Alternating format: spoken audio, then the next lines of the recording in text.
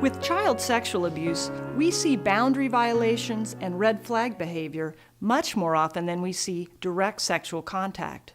So first, we must notice the unsafe behaviors of people who offend, and we have to trust our feeling that something doesn't seem right.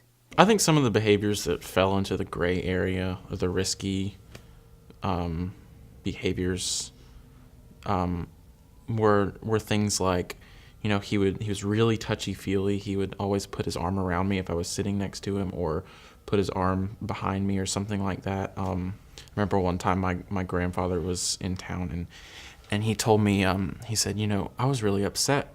And I said, why?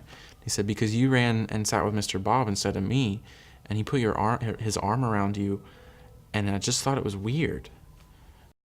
Through the grooming process, you're facing escalating abuse, escalating violence, and it's being alternated with rewards. Your uncle comes over, you sit on, he asks you to sit on his lap, you sit on his lap, he gives you love, and that feels really good, and then the next day he comes over, you sit on his lap, he gives you love, and that feels really good, but then he puts his hand on your leg, right? Then you go out for ice cream. The parent should know that they are being groomed.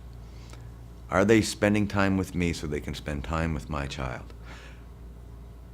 The individual who calls up for the date, takes you on a date, and says, the next date, let's take your little baby, let's take little Johnny or little Mary to the zoo, right? So they start using that parent to get to the child.